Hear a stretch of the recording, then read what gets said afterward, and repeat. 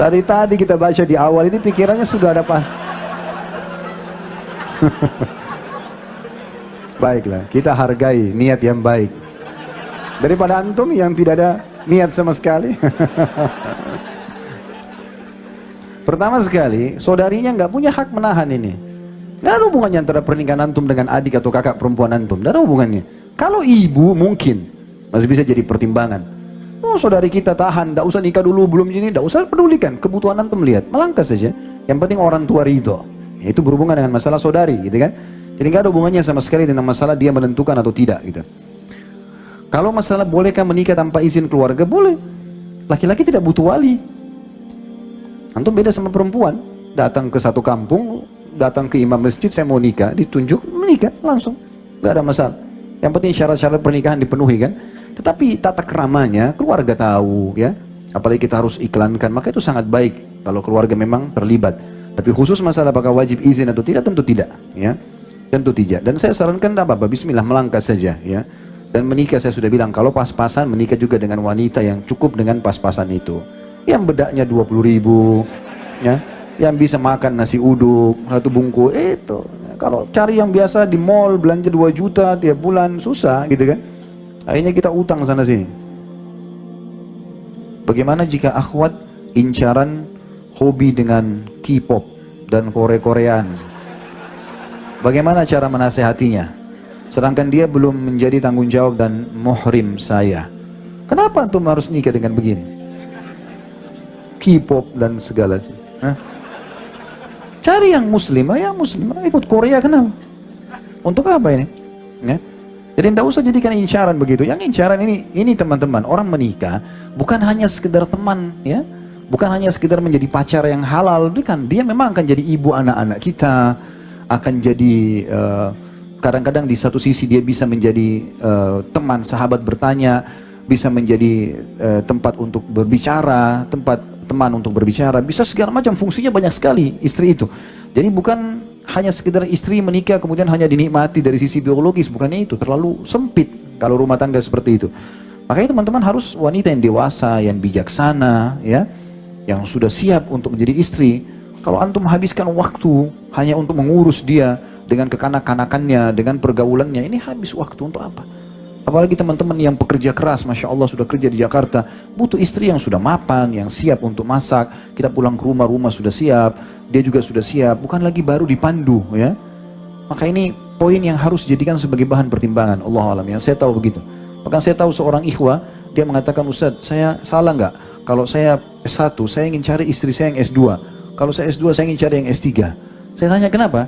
Karena saya ingin seorang istri, Ustadz, yang sudah siap untuk melayani saya di rumah. Saya bilang nggak salah, bisa saja. Karena memang ada orang tidak mampu teman-teman mengurus anak yang masih 17 tahun, 15 tahun, 18 tahun, sibuk. Ya, kita pulang bukannya siap makanan malah minta permen, ya. Malah minta ini dan itu. Akhirnya tidak, rumah berantakan, tidak diurus. Nah, itu bukan itu yang diharapkan dalam rumah tangga. Diharapkan orang yang sangat mapan. Makanya perlu tahu keluarganya, perlu berbicara sama keluarganya, ya, sampai di mana pendidikan rumah tangga itu yang sudah diajarkan oleh orang tuanya. Ada orang tua Masya Allah bijak, anak-anaknya dari kecil sudah dilibatkan di dapur, anak perempuannya sudah dilibatkan dalam membersihkan rumah, dilibatkan untuk menjaga adik-adik yang kecil, jadi dia sudah terbiasa. Ada tidak sama sekali, ya. Ada sebagian ikhwah menikah dengan seorang akhwat yang Masya Allah di pengajian jilbabnya besar segala macam, begitu memang kita dia kaget. Jadi tidak tahu masak, tidak tahu buat masak nasi, nggak tahu. Gitu. Gimana caranya? Harus suaminya yang ajarin.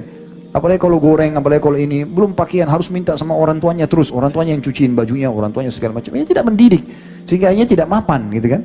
Kita butuh rumah tangga teman-teman, orang yang sudah mapan. Ambil ilmu itu penting, terutama bagi yang belum menikah. Orang-orang yang mau dinikahi itu harus yang sudah siap menjadi istri.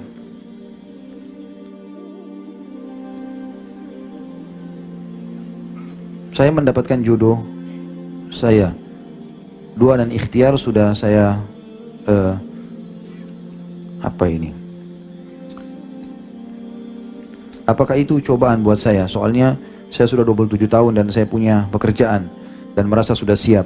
Mungkin maksudnya ini sudah sampai umur 27 tahun, sudah ikhtiar tapi masih belum datang jodoh juga gitu ya. Kalau memang betul-betul ya, artinya dengan kita coba membuka diri, masih ada belum ada yang melamar. Misalnya kalau ini akhwat ya, kemudian memang setiap ada yang melamar terus kemudian gagal lagi, maka bersabar, nggak ada masalah. Bersabar saja, insya Allah Allah SWT akan datangkan yang terbaik. Selama kita benar di jalan Allah SWT tidak ada masalah. Ya, ada banyak akhwat yang Masya Allah, Allah SWT berikan dia cobaan, nanti umur 30 tahun, 33 tahun, 35 tahun baru dia menikah. Tapi diberikan oleh Allah SWT laki-laki yang cocok buat dia. Makanya teman-teman dalam berdoa, dianjurkan untuk tidak tanda kutip di sini mengatur Allah. Saya pernah ingatkan itu ya, waktu kami tabligh akbar di Makassar itu dengan Dr. Ziyad Abadi, hafizahullah, salah satu pakar hadis dari Jordan, pernah datang di Indonesia mengisi daurah buat dai-dai di Malang waktu itu. Kemudian beliau di Makassar, saya kebetulan ada acara tabligh akbar, lalu saya terjemahkan beliau. Beliau mengatakan, salah satu yang dikatakan adalah judul tabligh akbar kalau tidak salah, wasiat emas para kaum salaf. Di antaranya dia bilang, saya mau berbagi ikhwan dan akhwat sekalian. Saya ini dulu waktu menikah karena semangatnya ingin punya anak yang pejuang, yang jadi dai, yang jadi mujahid, dia bilang. Maka saya bilang, ya Allah jangan engkau karuniakan aku anak kecuali laki-laki. Saya selalu bilang begitu. Maka dia bilang, subhanallah, 5 kali istri saya hamil, 5 kali keguguran. Dan selama keguguran itu, anak saya semua perempuan itu. Karena dia minta kepada Allah SWT, jangan kasih anak kecuali laki-laki. Jadi 5 kali gugur terus. Sementara itu anak perempuan yang Allah kasih. Dia bilang, lalu kemudian saya temui guru saya, kebetulan beliau muridnya Syekh Albani, rahimahullah. Maka dia bilang, saya tanya sama Syekh Albani, Syekh, tolong nasihatin saya, doakan saya supaya saya dikasih anak. Maka Syekh mendoakan, semoga Allah karuniakan kau anak yang saleh, laki-laki atau perempuan, gitu kan. Padahal Syekh tidak tahu permasalahan dia bilang, tidak tahu kalau istri saya sudah keguguran sampai 5 kali. Maka saya pun berdoa seperti apa yang guru saya berdoa, ya Allah karuniakanlah saya anak yang saleh atau saleha.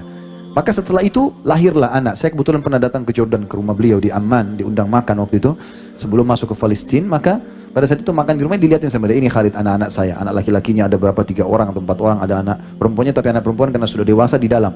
Dia bilang, alhamdulillah saya sekarang punya anak 6 atau 7, anak dia laki-laki dan perempuan, ya, selang-seling satu sama yang lain. Dia bilang, setelah saya berdoa begitu, alhamdulillah istri saya hamil, melahirkan normal semuanya, dan sampai sekarang semuanya sehat, gitu kan. Artinya teman-teman, minta kepada Allah Subhanahu wa Ta'ala secara umum, ya Allah karuniakan saya pasangan yang saleh dan saleha. Tidak usah sebutkan kriterianya. Ya Allah saya mau yang tinggi, yang putih, yang begini dari keturunan ini. Jadi kalau belum ada itu tunggu sampai datang, gitu kan.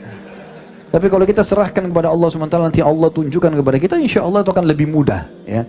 Karena kebanyakan juga ini tadi saya bilang, kalau seandainya memang yang bertanya ini sudah ikhtiar dan belum datang, bersabar. Tapi kalau sudah datang dan dasarnya kita banyak menolak, maka ini harus hati-hati. Waktu Nabi SAW melamarkan buat Julaibib. Julaibib ini sahabat Nabi, memang disebutkan cirinya begitu ya, wajahnya agak kurang, fisiknya kecil ya. Sampai waktu dia meninggal mati syahid itu diangkat oleh Nabi SAW dengan satu telapak tangan, karena kecilnya sahabat Nabi. Nabi SAW sayang sekali sama Julaibib. Sampai beliau mengatakan, Julaibib bagian dari aku bagian dari Julaibib ini. Waktu mati syahid. Dan memang betul-betul walaupun badannya kecil tapi imannya kekar. Dia waktu ditemukan di perang Uhud meninggal, itu ada 6 atau 7 orang kafir mati di sekitar dia, dibunuh oleh dia. Yang jelas Nabi SAW datang ke rumah seorang Ansar, terkenal punya anak gadis cantik dan pintar, orangnya punya kelebihan wanita tersebut. Lalu Nabi SAW mengatakan setelah salam, saya punya hajat dengan anak perempuan kalian. Artinya seperti Nabi mau lamar, tiba-tiba mereka sangat senang mengatakan, kalau untuk anda ya Rasulullah silahkan. Jadi setiap saat kami bisa menerima lamaran itu. Kata Nabi SAW, bukan buat saya, tapi untuk Julaibib, gitu kan? Maka kata mereka, kalau Julaibib kami pertimbangkan ya Rasulullah, gitu. Karena memang Julaibib dikenal orangnya fisiknya kurang, paras wajahnya kurang, gitu loh.